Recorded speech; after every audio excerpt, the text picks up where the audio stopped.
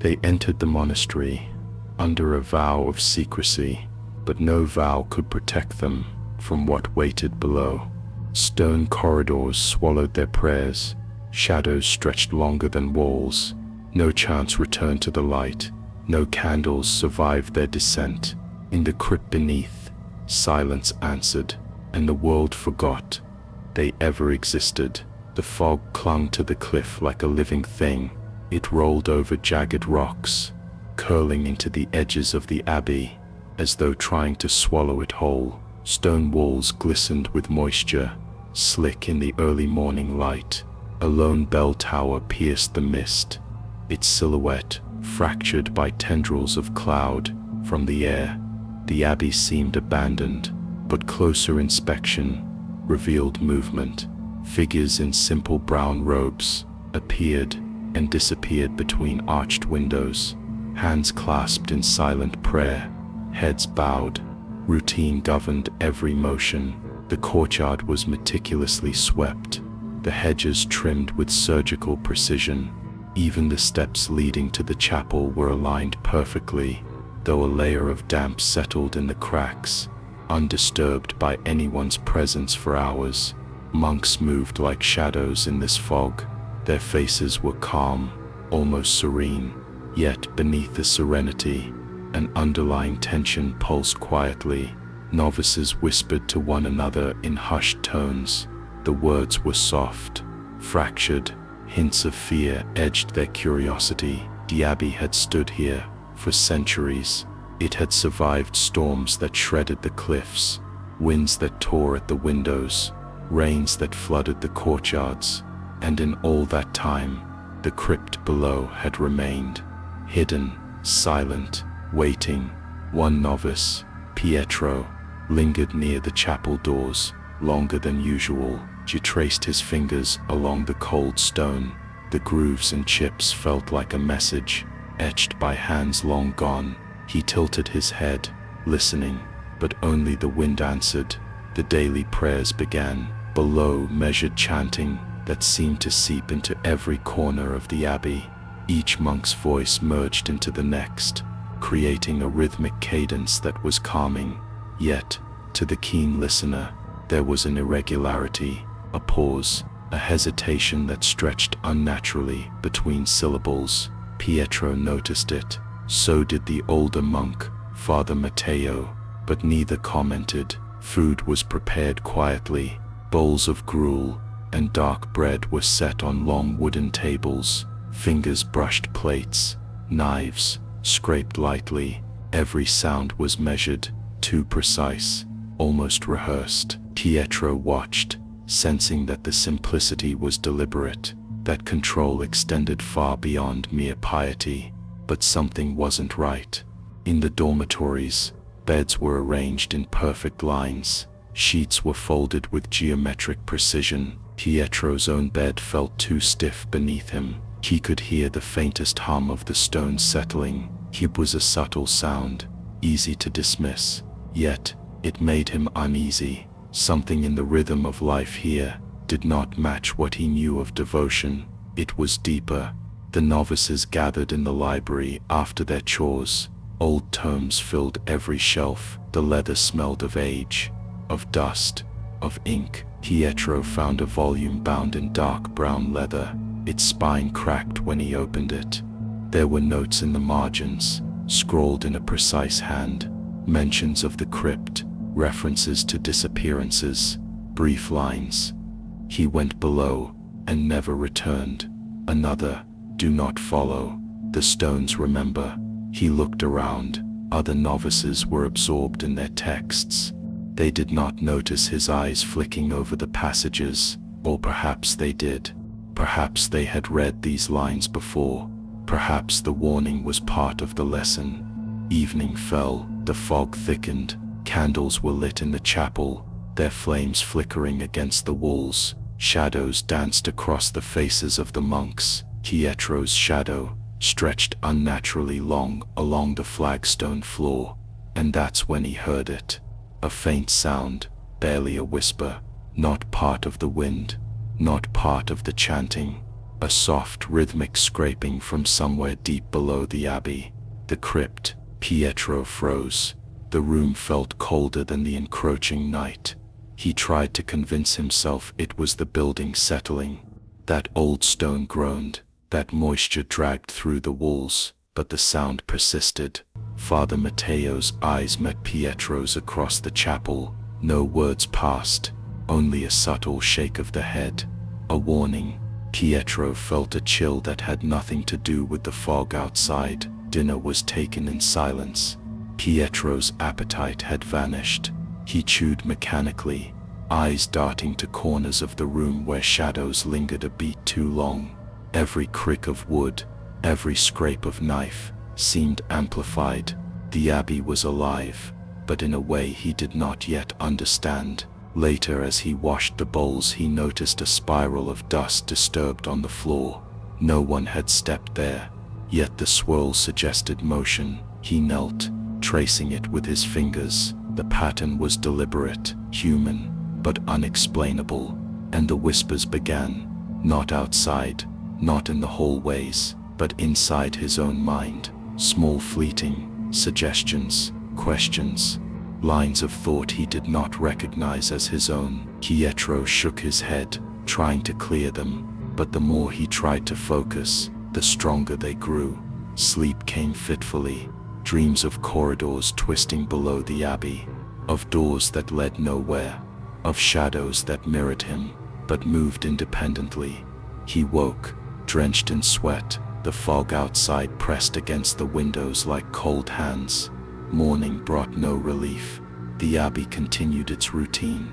The bell rang, the prayers began, the bread was broken, and yet Pietro could not shake the sense that something beneath the stone was watching, waiting. Pietro's had none of this with the others. He could not. There was an unspoken rule in the abbey. Curiosity, if voiced, could be dangerous. It could mock you, but the pull toward the crypt was irresistible. Pietro felt it in his bones, in the quiet between prayers, in the echo of his own heartbeat against stone. By the end of the day, he found himself standing at the edge of the crypt's entrance, hidden beneath a worn tapestry. Cold air rose from below, carrying a scent of earth and decay. The stone felt wet to his fingertips, and yet he hesitated. He could hear the others moving about above, their chants, their footsteps, a rhythm that insisted on normalcy. And then he realized normalcy was an illusion here. The abbey existed in a balance of devotion and something older, something that had outlasted even the stones themselves. Pietro stepped back, but the seed of fear had taken root. The crypt was no longer just a rumor, it was a presence, and it had noticed him. The candlelight flickered, the fog pressed closer, the abbey's shadow seemed to lengthen, and Pietro knew that nothing would ever be the same again. The morning mist clung to the abbey's outer walls, softening the jagged edges of stone. Sunlight struggled through the fog, breaking into thin, scattered beams that fell across the courtyards. The monastery seemed alive yet inert, as if it breathed slowly, deliberately. Brother Pietro moved through the hallways with quiet reverence, his sandals whispering against the worn flagstones. Every corridor smelled of cold stone, old timber, and the faint metallic tang of candle wax. The abbey was familiar now, its rhythms ingrained into his body, yet a tension lingered just beneath the calm. Something in the silence felt deliberate, watchful. Pietro had noticed the smaller doors in the outer halls, unmarked, almost imperceptible in the shadows of arched passageways. His eyes lingered on them longer than necessary. One, in particular, drew him, a heavy oak panel that appeared to pulse subtly, as though breathing. He reached out, fingers brushed the grain, cold, rough. He felt the vibration of centuries beneath his touch. Curiosity bloomed. He pressed his ear against the door. Nothing, just the echo of his own heartbeat, amplified against the stone. The library had offered him maps of the abbey. They were old, dog-eared, and incomplete. Certain passages were omitted, hidden beneath layers of dust and deliberate erasure. Pietro had studied them for hours, and now, standing in front of the door, he realized there were corridors no monk ever spoke of. But something wasn't right. The air beyond the panel felt different, denser, cooler, as if the stone itself exhaled a warning. Pietro's breath fogged in the chill. He glanced behind him. No one in sight. The chapel bells rang, but muted, swallowed by the stone walls. He pressed the iron handle. The door resisted, groaning faintly. Old hinges protested. Pietro pushed again, slowly, painstakingly. The door inched open, revealing a narrow stairwell descending into shadow. The walls were damp, coated with moss, and a thin sheen of water. Every step echoed unnaturally, bouncing off the stone in a rhythm that felt almost sentient. Pietro gripped the railing. It was slick. He wiped his hands on his robe. The smell hit him. Earth, decay, something deeper he could not name. A lantern swung from his hand. Its light carved arcs through the darkness, revealing the staircase curling downward like a spiral of bone. Carvings lined the walls, faint inscriptions, eroded by time. Shapes that seemed almost purposeful, yet impossible to decipher. Pietro traced one with a fingertip. The stone felt warm under his touch, though the air remained cold, and that's when he heard it. A sound, soft, metallic, like a scraping of nails against stone. He froze. The echo stretched into the shadows below. He strained, but the hallways above remained silent. No bells, no chanting, just the distant rhythmic scraping. He descended. Every step into the crypt felt like crossing a threshold. The light from the abbey above receded. Candlelight from his lantern flickered, revealing tunnels that branched impossibly. Narrow corridors opened into wider chambers, each heavier with the weight of time. Pietro's shadow stretched across the walls, unnaturally elongated, merging with shapes that might have been remnants of scaffolding, statues, or something else. Curiosity twisted into unease. He noticed the doors, heavy, blackened oak, bands of iron clinging to the edges like scars. Each door was carved with sigils so faint they seemed more like memory than craftsmanship. Yet the very presence of them suggested intent. Something had been contained here, and the abbey above existed to guard it. A faint draft wafted through one corridor, carrying with it a smell like wet parchment, and something far fouler. Pietro followed instinct. He paused at the base of a stairwell leading even deeper. The lantern's flame shivered, as if in warning. He imagined the monks above, their prayers, their structured lives, the order that held the abbey together. What secrets lay below could unravel all of it. Yet the pull of the crypt was undeniable. And yet, a hesitation rooted him. Something unseen seemed to watch his movements. The air pressed heavier against his chest.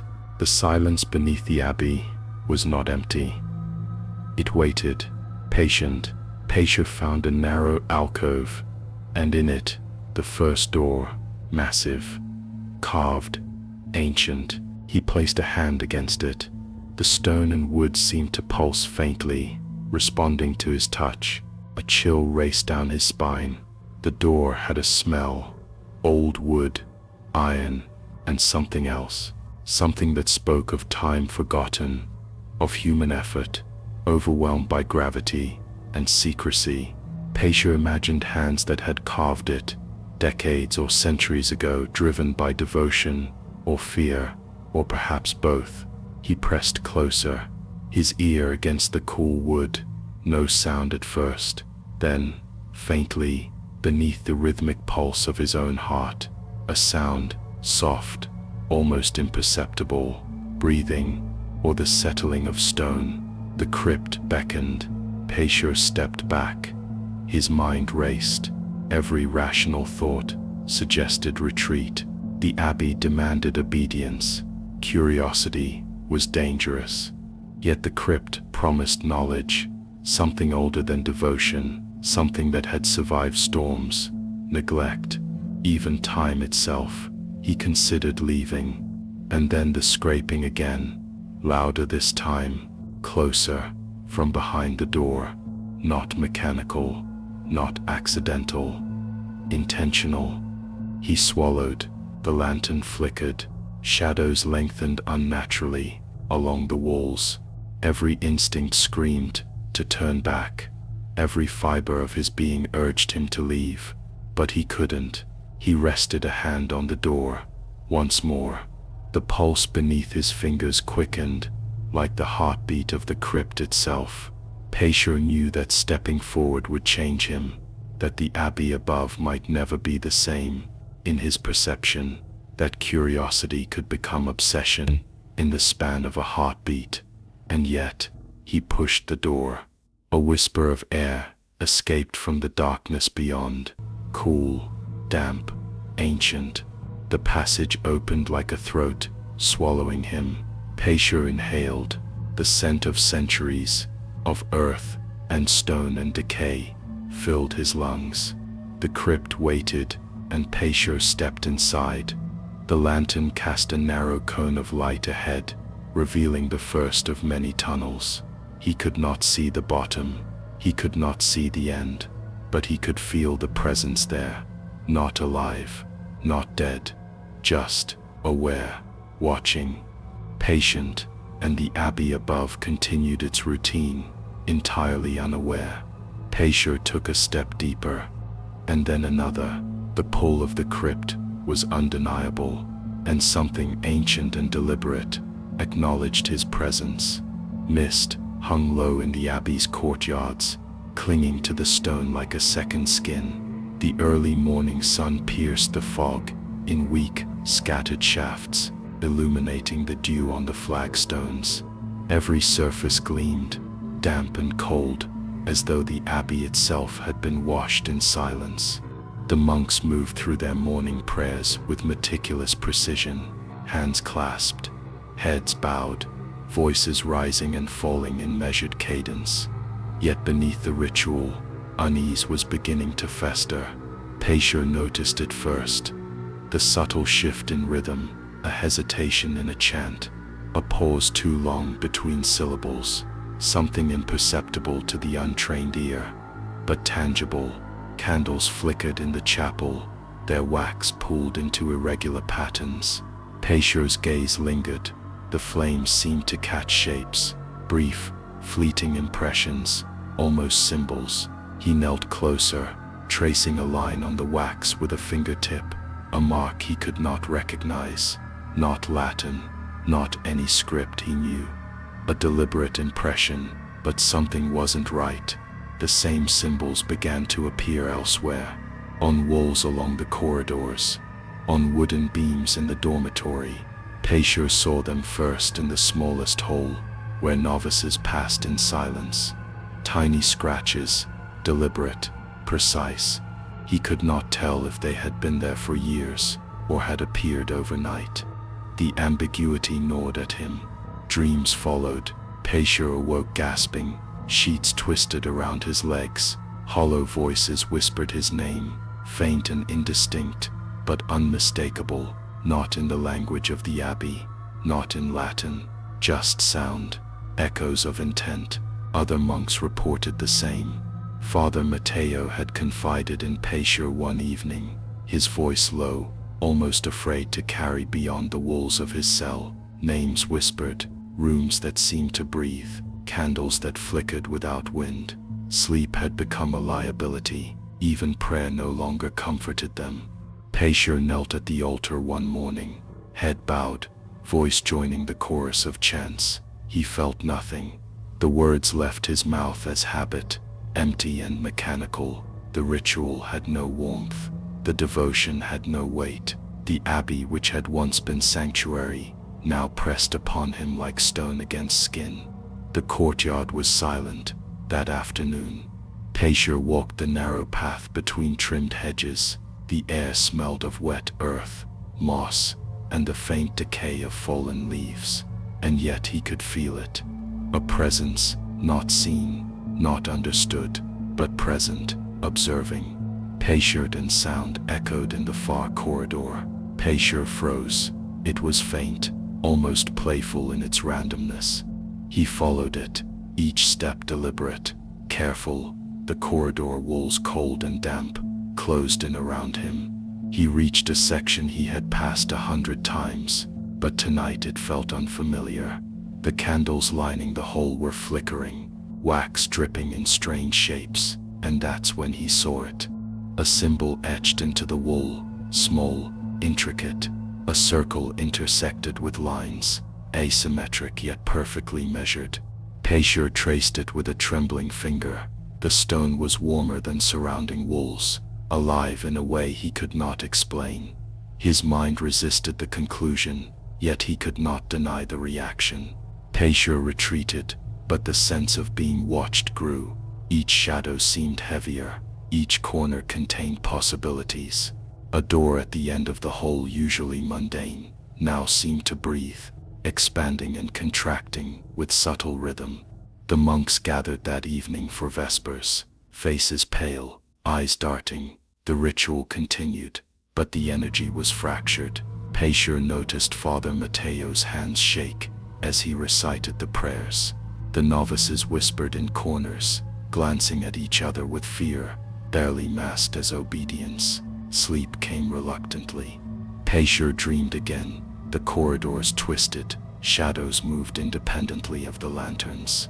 The walls themselves seemed to shift. A voice whispered just beyond comprehension, calling his name in hollow tones. He woke with a start, heart racing, soaked in sweat. Days passed, and the symbols multiplied. Candles melted in strange formations. Etchings appeared in the chapel floors. Perchet's awareness sharpened. Each creak of the floorboards, each distant bell, each echo of chanting. Every element of the abbey had changed. Subtly, the walls themselves seemed to hold memory, waiting for something. Perchet began to notice the other monks' behavior. Eyes avoided corners, fingers traced patterns on tables and beams, as if in ritual. Conversation was guarded, fragmented. Something had permeated the abbey, a presence invisible yet insistent. He tried to speak to Father Matteo, carefully, subtle questions about the symbols, the dreams, the unease. Matteo's response was measured, calm, but his eyes betrayed understanding, knowledge, and fear. The air in the dormitory became colder at night. Perchet's breath fogged the stone. Shadows stretched further than possible. Figures seemed to linger just outside the lantern light, and though no one else acknowledged it, Perchet could feel the pulse beneath the floorboards. Slow, patient, deliberate. He returned to the chapel one evening, alone. The candles were melting strangely again. The symbols were clearer here, carved into the wooden panels behind the altar. Perchet leaned closer. He could not name them. He could not understand their meaning, yet a part of him recognized the intent. And then the chanting faltered. The room felt heavier, air thickened, the stone pressed inward, subtle but unyielding. Perchet's heart hammered. The symbols seemed to shift slightly in the candlelight. Though he knew it was impossible, his mind resisted the thought. But the doubt was insidious. The abbey no longer offered comfort. No corner, no candle, no chant could erase the unease. The monks prayed, Perchet prayed, but the prayers were hollow, empty echoes, and that is when he began to see the shapes in his peripheral vision. Shadows that lingered too long, lines that seemed to move, symbols that appeared and vanished. The abbey was changing around him, or perhaps it had always been this way. The night closed in. Perchet's candle guttered. He pressed his hands against the cold stone walls, seeking reassurance. The symbols were everywhere now, on walls, on doors, on floors. The presence was undeniable. He whispered a prayer. No answer came, and Perchet realized the abbey no longer belonged to the monks. It belonged to something else. Patient, observant, waiting. He could feel it pressing closer, watching him, learning. The candle went out, and Perchet understood in that sudden darkness that nothing in the abbey would ever feel safe again.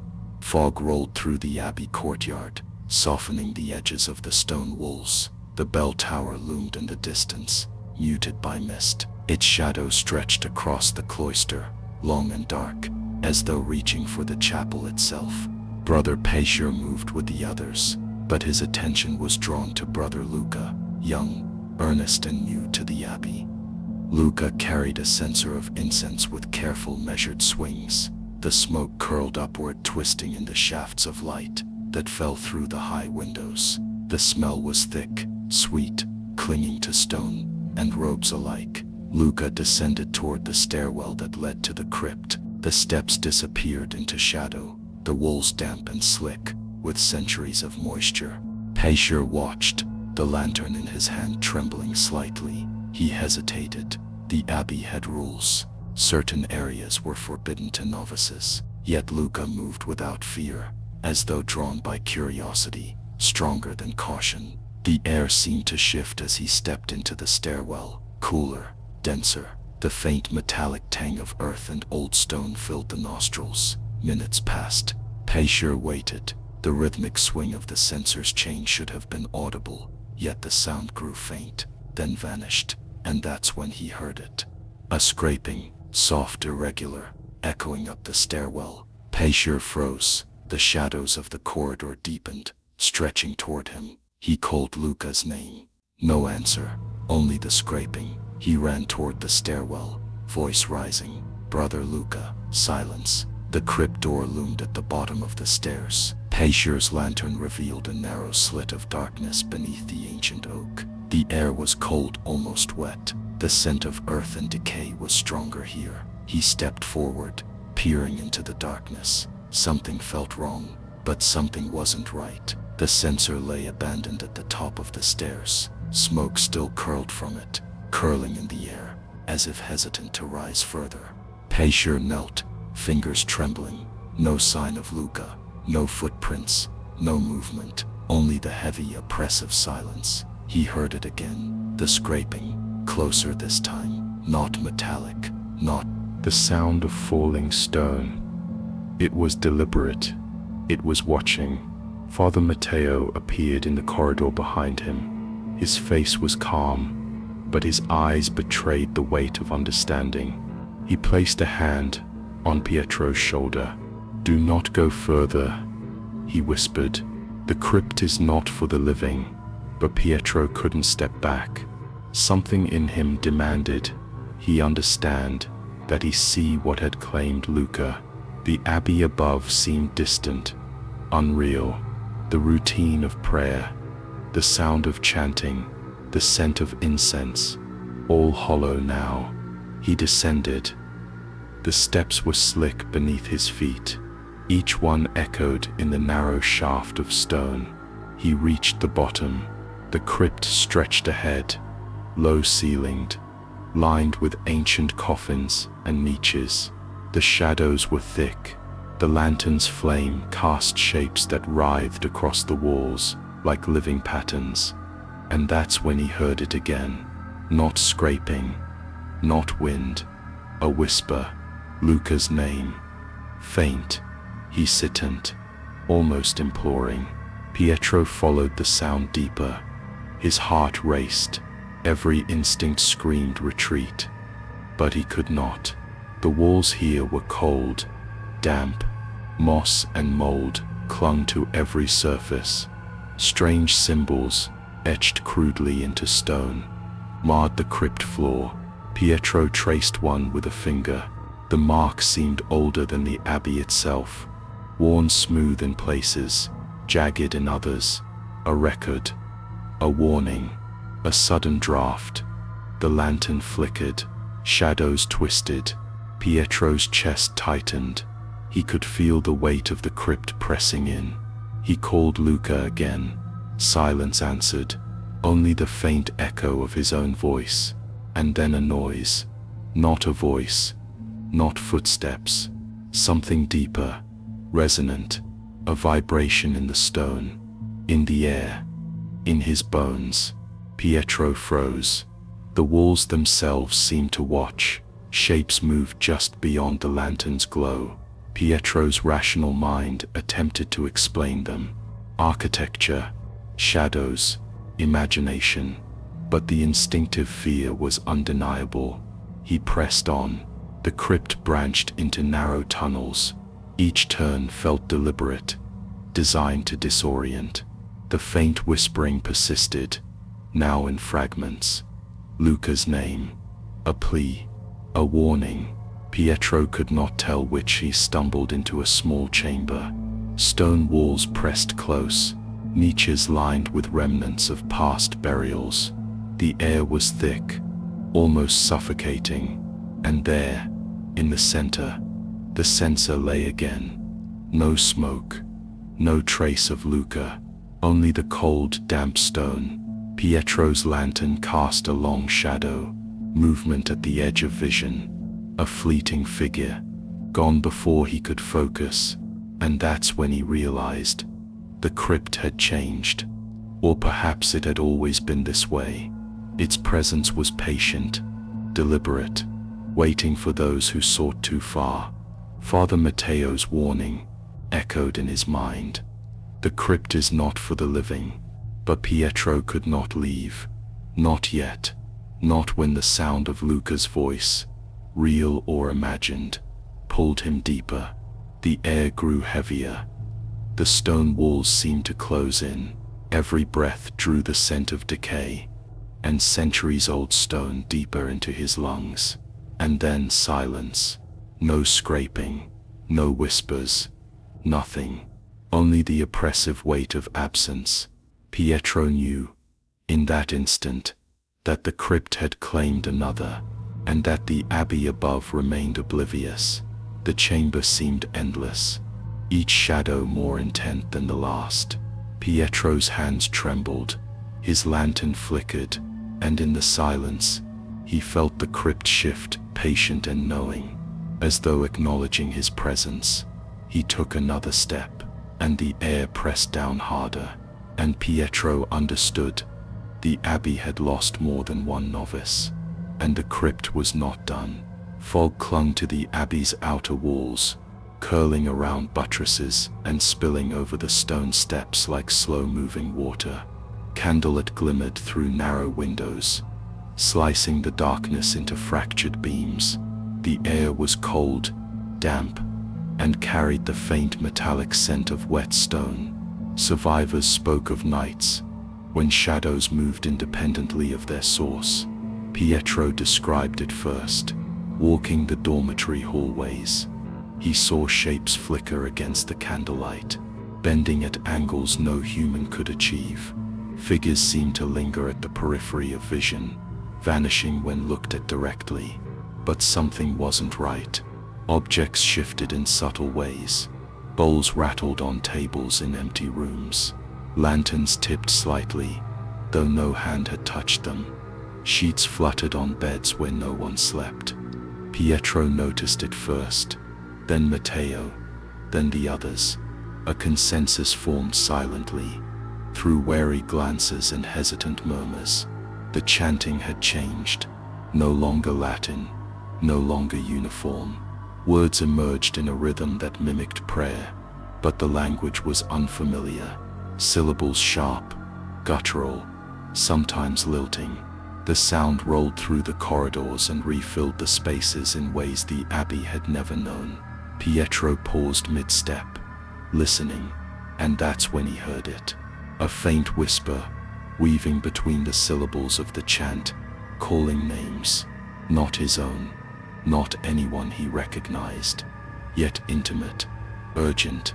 The monks around him murmured their responses automatically, heads bowed, hands clasped, oblivious, or unwilling to acknowledge the irregularity.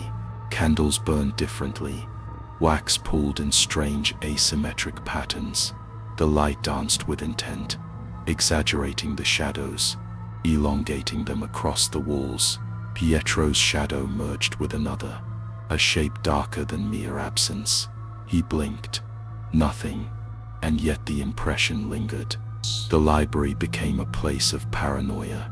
Scrolls rearranged themselves overnight. Tomes would fall from shelves, as if seeking attention, opening to pages that had not been marked. Pietro traced his fingers over inked symbols, but the meaning was elusive, almost as though the text itself was alive. Every corner of the abbey seemed to pulse with observation. The stone walls, polished over centuries, reflected light in ways that were misleading. Pietro would catch a shape in the corner of his eye, turn, and find the hall empty. And yet the sensation persisted. Watching, patient, deliberate. During meal times, silverware shifted subtly.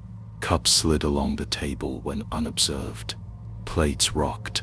Pietro's fork rose slightly, then fell, as though tugged by an invisible hand. He held his breath, blinked, and tried to convince himself it was fatigue, imagination, the monotony of the abbey routine wearing on him. The novices were affected differently. Some whispered that they had seen figures in rooms that should have been empty. Others reported hearing steps in halls they had just left. Pietro noticed the fear creeping into their faces. Small, careful gestures, eyes avoiding corridors, hands clasped over laps, as if to hold themselves together. Father Matteo dismissed none of it outright, but he observed the responses silently, a calm veneer masking deep concern. His own hands trembled once during Vespers, unnoticed by most, betraying his internal unease. Pietro saw it, and he knew the abbey was fracturing. Its serene exterior was failing. One night, Pietro lingered in the lower hallways. The chanting had faded. Only the sound of distant stones settling remained.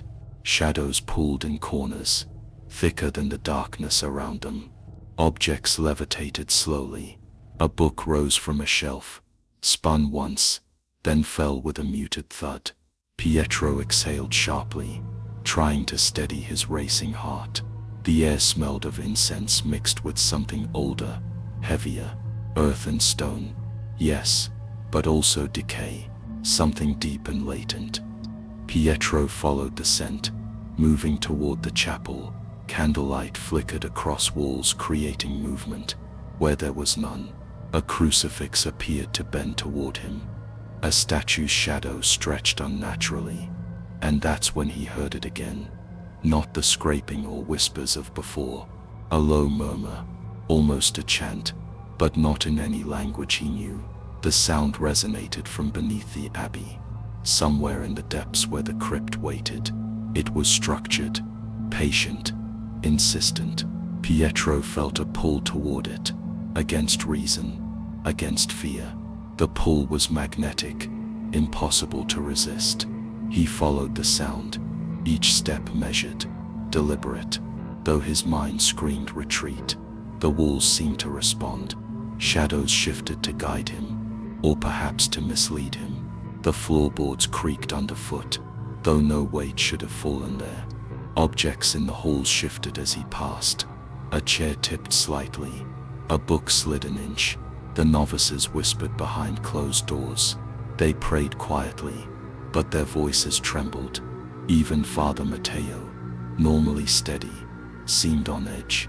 Pietro noticed the line between faith and terror had thinned, between routine and obsession. He paused in the main hall. The air was thicker here, candles guttered, shapes pulled in the corners, twisting and retreating in ways impossible to track. Pietro tried to count them, lost focus. Shadows overlapped. Some moved against the grain of logic. A door at the far end of the hall opened of its own accord. Pietro approached slowly. The darkness beyond swallowed the lantern light. The faint chanting continued. The shapes moved closer, faster, without sound. Pietro felt the walls press inward, and then silence. No chanting, no movement, only the oppressive weight of absence. Pietro's breath came fast, his palms slick with sweat. He turned back toward the monks, but they were gone, or perhaps never there in the way he remembered. Only the flickering candlelight remained, throwing long unnatural shadows across stone walls. The abbey's serene facade had fractured completely. Pietro understood it now. Observation alone was insufficient. Reality was bending inside these walls. Faith, routine, even memory. They were all fragile here. The shadows converged subtly, pressing at the edges of vision. Objects rose again. Books floated a few inches, then fell. Pietro's lantern swayed violently.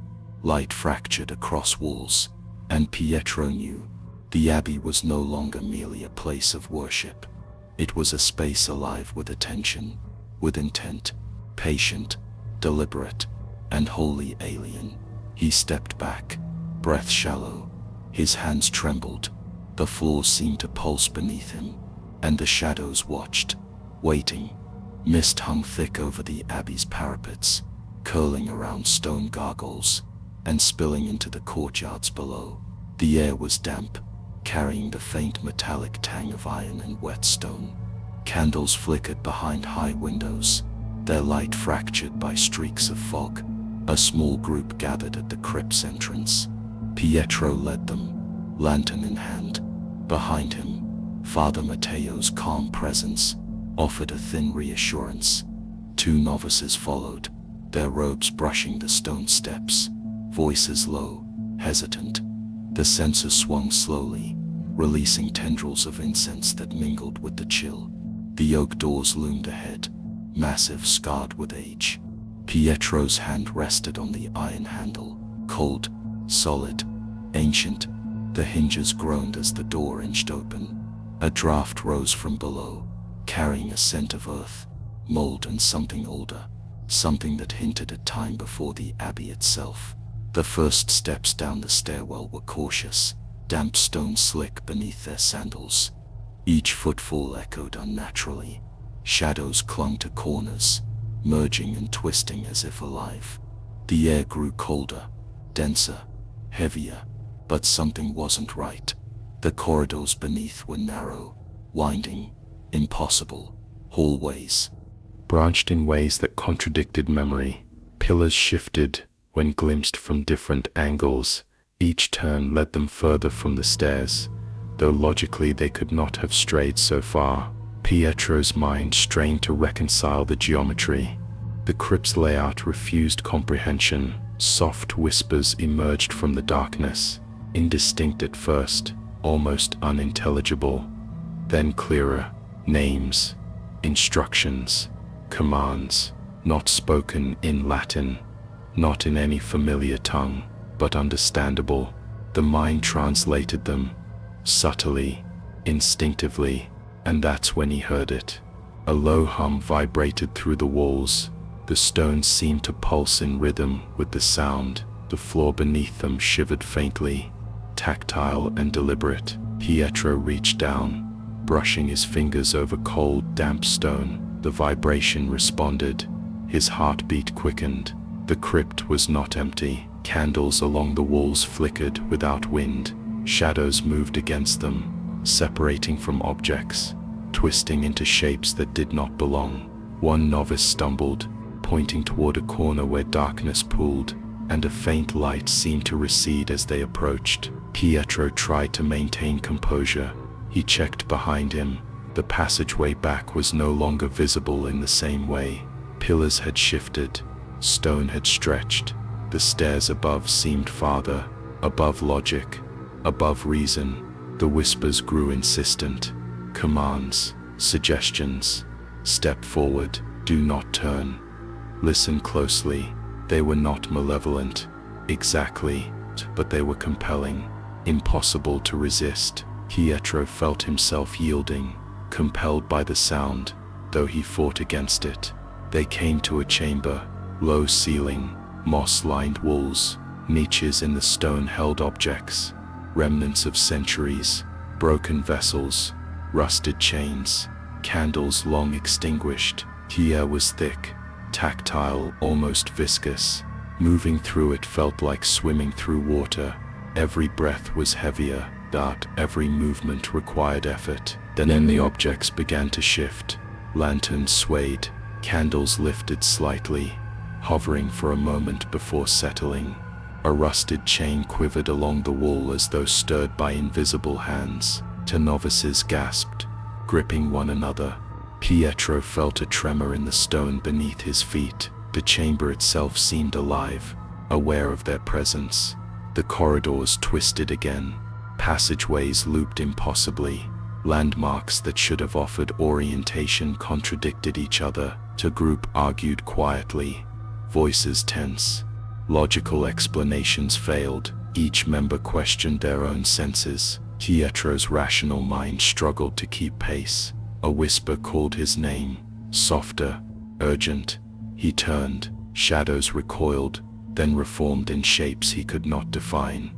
The walls seemed to lean in closer. He touched the stone, cold, solid, and yet a faint warmth pulsed under his fingers, rhythmic, like a heartbeat. Pietro's lantern flickered. Darkness surged. He blinked. The corridor behind them seemed to elongate. Steps forward felt longer than they should have been. The crypt was bending reality. Their perception of space, of distance, of time itself, became unreliable. One novice fell silent, staring at a corner. Pietro looked, but saw nothing. Yet the sense of presence was overwhelming. Watching, patient, the whispers pressed into his mind, urging, directing, shaping thought. Obedience was irresistible. The air thickened further. Each breath drew the scent of decay deeper into their lungs. Each step forward pressed upon their chest. Pietro felt his pulse quicken, his hands tremble. The crypt demanded attention, compliance, submission. Shadows pulled in corners. Pietro's shifted subtly. The floor trembled underfoot. Objects moved, lightly, almost teasingly. The group's nerves frayed. Conversations became fragmented. Whispers grew louder. The boundary between sound and command blurred, and then silence. The chamber was still. Candles guttered. Shadows clung. Pietro's breath echoed unnaturally. The weight of the crypt pressed on his shoulders, dense and immovable. Each tunnel ahead seemed darker than the last. The novices exchanged fearful glances. Pietro knew, even without words, that some were no longer certain where they were, or who they were. He realized the crypt had taken something already: orientation, reason, perhaps sanity itself. The labyrinth had become more than stone and shadow. It had become sentience, aware of those who intruded. Pietro's lantern flickered again.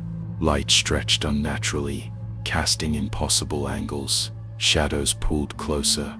The whispers returned, commanding, insistent, insidious. The group pressed forward, each step heavier than the last. The corridors narrowed, then widened, defying memory, defying logic. Pietro's hands shook. His mind fought understanding. His body obeyed, and somewhere deep within the crypt, a presence observed.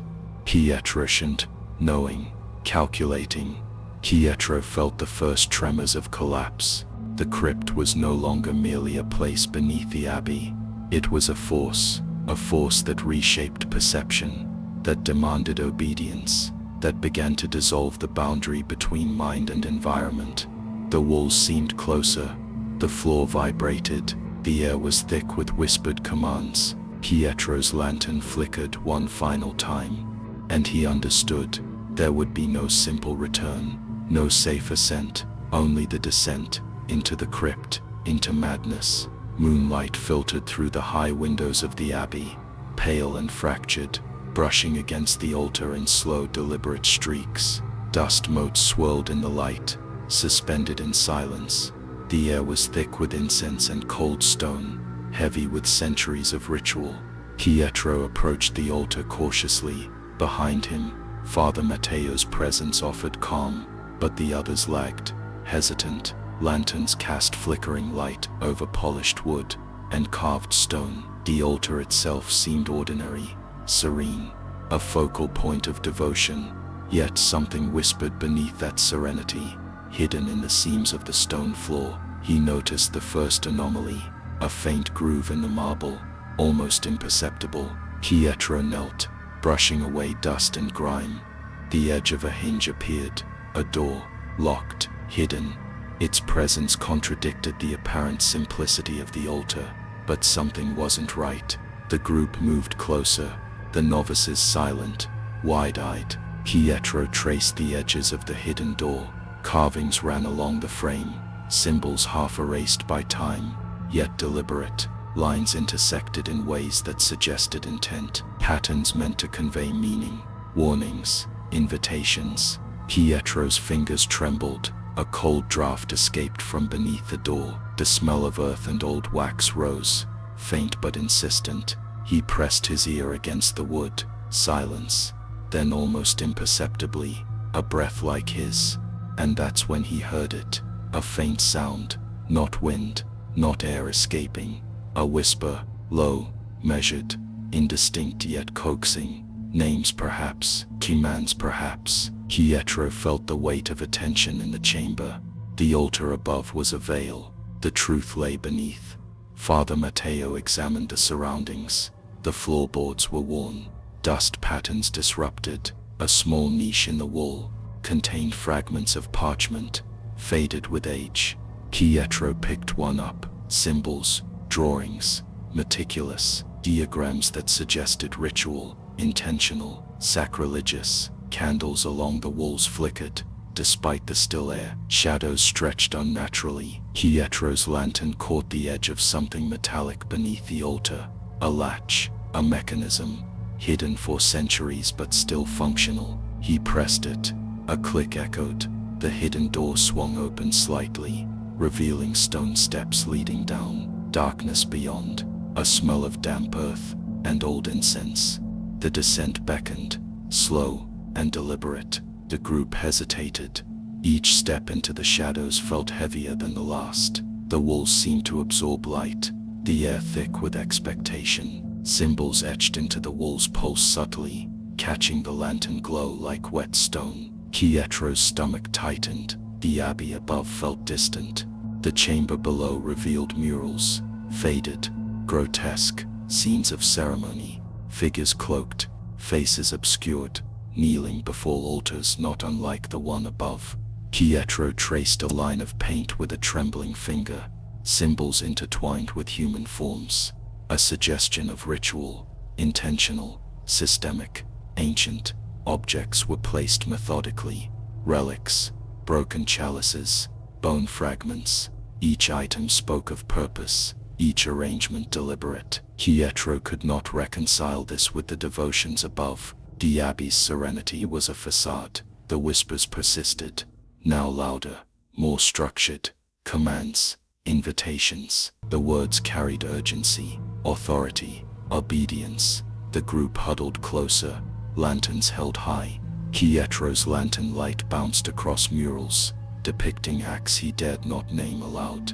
But something wasn't right.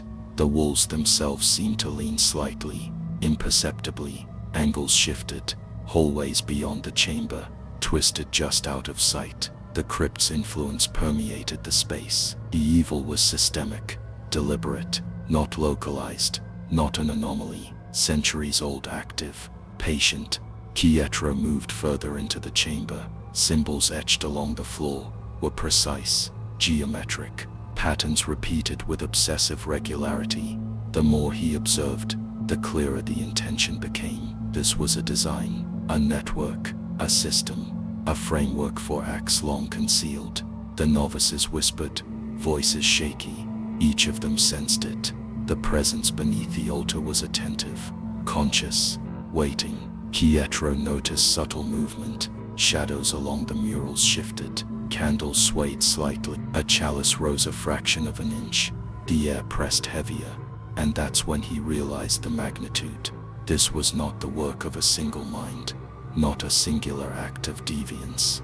The abbey had been shaped around this. The devotion, the routines, the chants, all structures to maintain concealment. The evil was woven into the very fabric of the place, and it endured, patient, relentless, unseen. Father Matteo spoke softly, voice barely audible.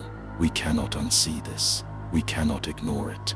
Pietro nodded, though his hands shook. The chamber's weight pressed on his mind, a slow, insistent erosion. Every relic, every symbol, every shadow whispered intent.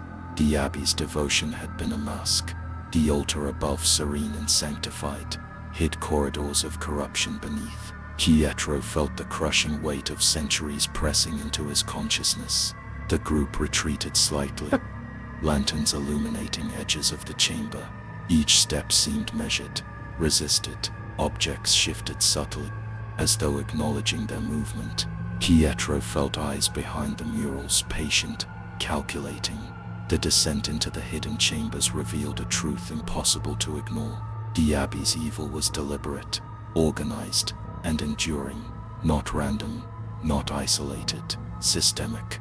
Pietro paused, lantern raised, shadows pulled, candles flickered. The air vibrated faintly, rhythmic, as though the walls themselves were breathing. The murals seemed alive in the lantern glow, faces twisted imperceptibly, figures bent and turned, as if observing the intruders. Pietro's breath quickened. He understood that the abbey's surface had been a lie. The structure above, the rituals above, the devotion, all tools of concealment.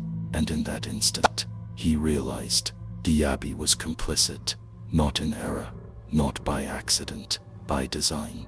The group retreated to the stairs, hearts pounding, lantern light quivering, the weight of understanding pressed down. The evil was patient, persistent, embedded in stone, in ritual, in time itself, and Pietro knew they had only glimpsed the surface. The abbey's secrets ran deeper, older, and more deliberate than anyone could have imagined. The hidden door swung slowly closed behind them, the faint click echoing in the silence, and the watchers beneath the altar did not blink. Moonlight bled through the high arched windows, painting the chapel floor in uneven silver streaks. Dust hung in the air, suspended at beams of lantern light. The silence was absolute, heavy with centuries of prayer, interrupted only by the distant drip of water from the vaulted ceiling. Pietro stepped forward, lantern held high, defined him. Father Matteo moved cautiously, eyes scanning each carved pew and frescoed wall. The novices followed in quiet, tension etched into their expressions. The air smelled faintly of incense, mixed with something older, damp stone, dust, and a hint of something indefinable lingering. They approached the confessional alcoves, empty, yet the sense of presence was palpable. Pietro's hand brushed over the polished wood, and the smell of wax and age filled his nostrils. He could almost hear the faint echo of whispered confessions, centuries old, barely distinguishable from the creak of the floorboards. But something wasn't right. The figure appeared briefly in the corner of Pietro's eye, a man, kneeling, hooded, indistinct. He vanished when Pietro blinked. The novices murmured uneasily, their gazes darting around the chapel. Each confessional seemed to hum softly, an almost imperceptible vibration in the air. And that's when he heard it. A voice, not near, not clearly defined, but resonant, layered, the sound of confession, hushed admissions of sins from hundreds of years ago, spoken as if in real time. Pietro strained to listen. Names, accusations, pleas, and denials tumbled together. The walls absorbed them, reflected them back with clarity that unsettled the mind. A door creaked, a pew shifted slightly, though no hand had touched it. The shadows lengthened unnaturally, folding in on themselves. Pietro's lantern flickered. Faces appeared in the corner of the alcoves, faces of confessors long dead. Their eyes seemed to track the living, judging silently. Pietro felt the weight of the past pressing on him. The abbey's sanctity, its rituals, were no longer abstract. The confessions replayed with vivid, painful clarity, voices overlapping, stories repeating, sins confessed and reconfessed. The moral gravity of centuries bore down. He moved through the aisles, each step echoing. Candles flickered, shadows shifted. A figure knelt in one confessional. Pietro approached. The hooded shape seemed unaware of him, whispering sins with meticulous, haunting cadence. Pietro's heart thudded.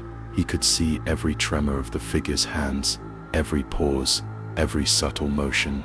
Time collapsed.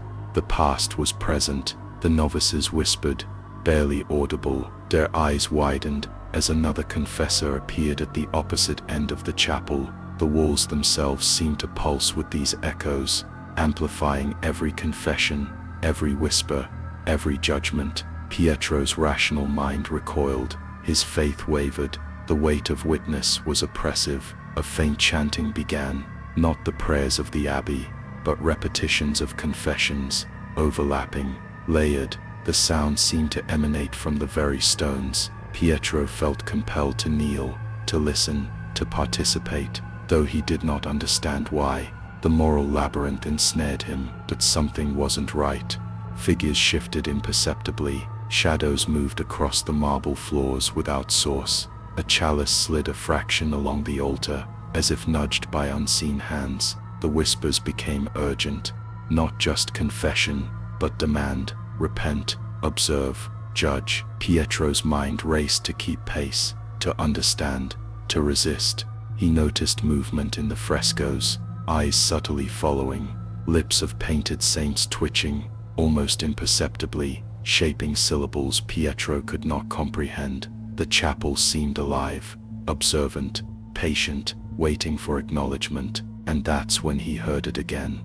A voice directly behind him, soft and intimate, calling his name. Not a shout, a whisper, and in that whisper the weight of centuries of sin pressed into his chest. Pietro spun. Nothing. Shadows pulled. The air grew denser. His lantern trembled in his hands.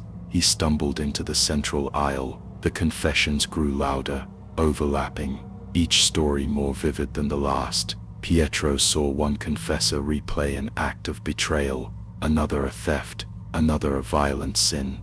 Each confession folded into the next, time unraveling. The chapel was no longer a place of sanctuary. It was a theater of judgment. The novices clutched one another. Pietro could see the strain etched into their faces. Their minds struggled to separate themselves from the sins that surrounded them, from the echoes that replayed unbidden. Their moral compass stretched thin, threatened by the relentless clarity of judgment. A figure materialized fully in the aisle, kneeling, hands clasped, silent, except for the whispers spilling from unseen lips. Pietro felt a wave of nausea, breath caught in his throat. The past was inescapable, the confessions not just memories but living acts, a continuum of moral weight pressing on the living. Shadows moved against the walls, coalescing into shapes that suggested motion and intent. The air vibrated. Pietro felt the chapel itself leaning in, observing, not hostile, but insistent, judging, expecting, and then silence. The voices stopped, the whispers faded, the shadows pulled at the edges of perception. Pietro stood alone, though he could feel the past pressing close. The novices were frozen, eyes wide, hands clasped. He realized the chapel had not just witnessed centuries of confession, it had preserved them, enacted them, made them present. The line between past and present had collapsed. The moral labyrinth was not theoretical, it was immediate, unyielding. Pietro's lantern light fell on the confessional nearest him. The door creaked slightly. No one had touched it, and yet, movement, a figure kneeling, still whispering, unseen by the others, and Pietro understood the abbey had not merely housed faith, it had curated judgment, and the echoes of that judgment would not release them. Rain fell steadily on the slate roofs of the abbey, streaking the stone walls with rivulets that glimmered in the dim afternoon light. The courtyard was empty, save for the occasional flutter of a wet raven's wings. The air smelled of damp earth and old wood, and a heaviness lingered, pressing on those who had emerged from the crypt's shadows. Pietro walked through the village below, lantern still clutched in hand. Father Matteo followed, shoulders hunched, eyes scanning every passing figure. The novices trailed quietly, speechless, shadows under their eyes, deepened by the revelations they had witnessed. Each step outside the abbey brought no relief, only a new weight, the anticipation of disbelief. They arrived at the diocesan office. Stone walls gleamed faintly under flickering lamps. Records lined the shelves, orderly, deliberate. Pietro approached the clerk, hands shaking slightly, and described the findings: hidden chambers, crypts, murals, symbols, echoes of centuries of confessions. But something wasn't right. The clerk blinked slowly, expression neutral. He offered no acknowledgement of concern, only a practiced smile. "I'm afraid no records of that exist," he said. "Perhaps a misunderstanding." His tone was calm, polite, and yet beneath the veneer, it was unmistakably final.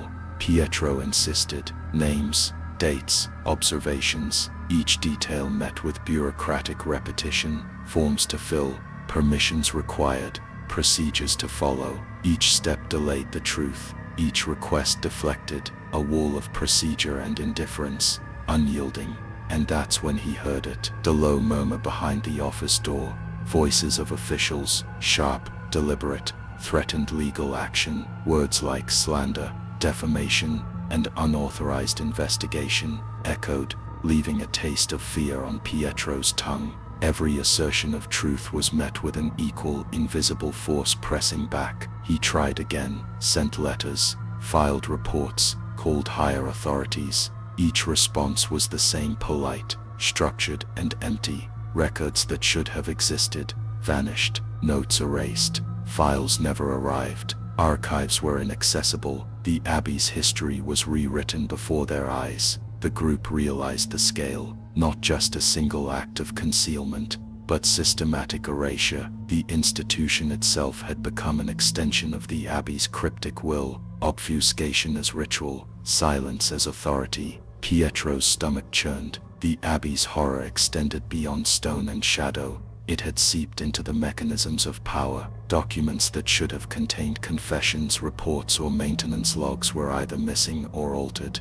Pietro examined each file meticulously. Each blank page felt heavier, more deliberate. The absence was intentional, carefully curated, controlled. But something wasn't right. The church representatives met them in person eventually. A bishop, stately and composed, spoke of propriety, history, and the importance of faith over speculation. His gaze was calm, almost soothing, yet Pietro sensed the calculation beneath it. Every word was chosen to discourage inquiry, to redirect attention, to impose a silence that weighed heavier than the crypt itself. Letters arrived next, formal, legalistic, warnings, cease and desist, threats veiled in polite language. Pietro felt the walls closing in, not stone but bureaucracy. Each day the living world seemed less willing to accept what they had seen. Reality itself began to fracture under the weight of institutional denial. The novices noticed subtle changes in their own recollections. Events that had been vivid in the abbey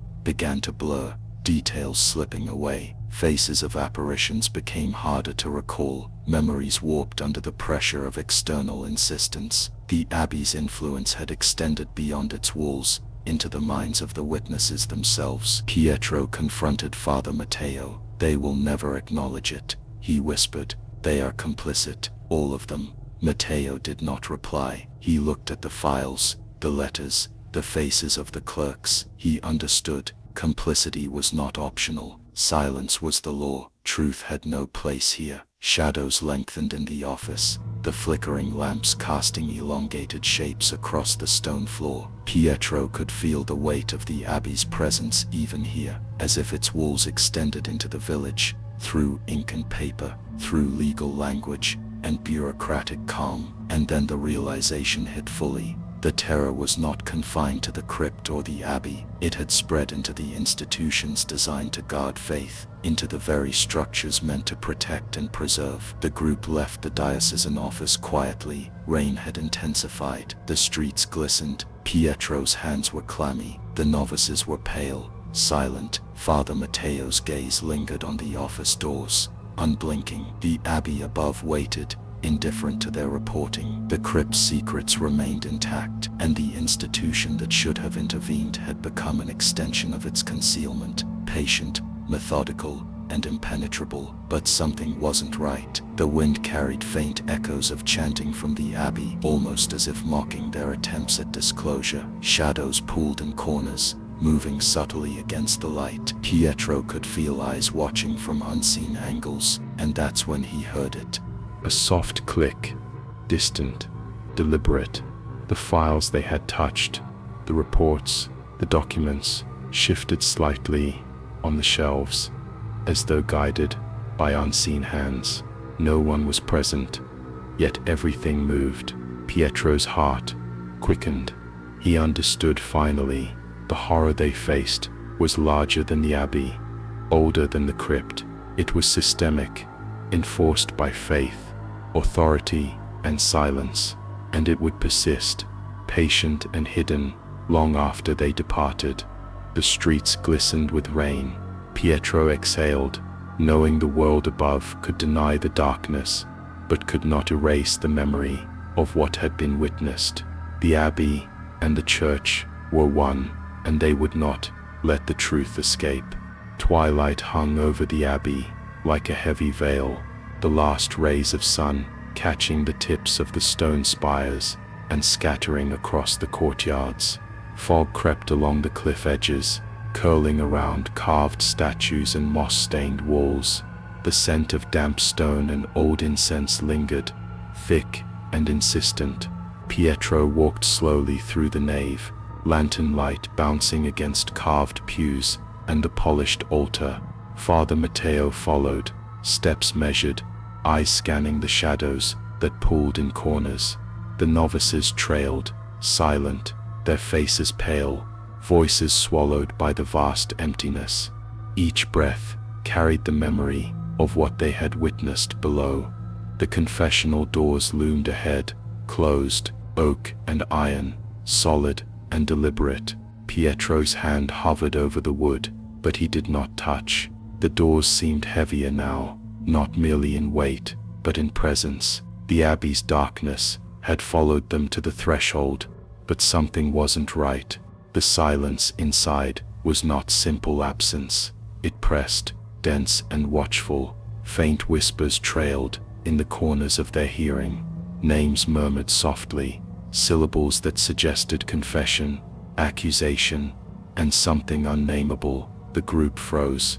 Pietro strained to locate the source. Nothing moved, yet the sound persisted, and that's when he heard it. A subtle click, almost imperceptible, echoed from a confessional. Pietro's gaze darted. The wood was still, the latch unyielding, yet the sensation of presence was undeniable. Patient, waiting. The air shifted slightly, carrying the faintest draft, cold and deliberate, as if the abbey itself exhaled in acknowledgement. They began to walk toward the exit, each step measured. The floorboards creaked softly underfoot, echoing unnaturally in the vaulted space. Candles flickered, despite the still air. Shadows shifted against walls, elongated and contracting, teasing the edges of vision. Pietro glanced back. The confessional doors remained closed, yet he could swear he saw faint movement behind them. Silhouettes bending, kneeling, whispering. A memory of the crypt, of murals and hidden chambers, pressed against his mind. The abbey's presence had not diminished. It had merely retreated, biding its time. The novices whispered among themselves, voices low and hesitant. Pietro caught fragments. Do you hear it? It's still there. It's watching. Each word trembled with fear. The weight of unseen observation pressed upon them. Outside, the abbey's walls rose silently against the fog. The lanterns illuminated slick cobblestones, wet from the evening dew. Pietro's steps slowed. The wind carried faint echoes of chanting, not fully audible, layered with the sound of their own breath and footsteps. But something wasn't right. The villagers' homes were shuttered, silent. Even the distant murmur of water from the river seemed muted. Pietro felt the persistent presence of the abbey beyond its walls, a pressure that suggested the darkness within was not confined. Its reach extended outward, into memory, into thought, into perception. And that's when he heard it again. A whisper, faint but distinct, trailing along the path behind them. Names, partial sentences, confessions from unseen mouths. Pietro spun, No one was there.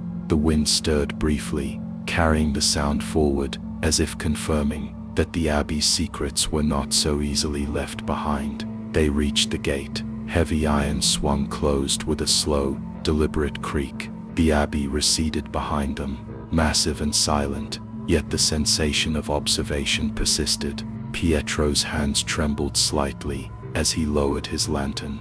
The novices exchanged uneasy glances, unspoken fear hanging between them. The path down the cliffside was slick and uneven. Fog thickened. Every step seemed heavier than the last. Pietro felt the subtle weight of centuries pressing through the stone walls, through the ground, through the very air. The abbey had followed. Its memory lingered. Its darkness, patient and immovable, endured. Even as the group descended, retreating from the parish, whispers continued, not loud, not demanding, but persistent, threaded through the wind and fog. Echoes of confession, judgment, and secrecy threaded into their consciousness. The abbey had not been left behind.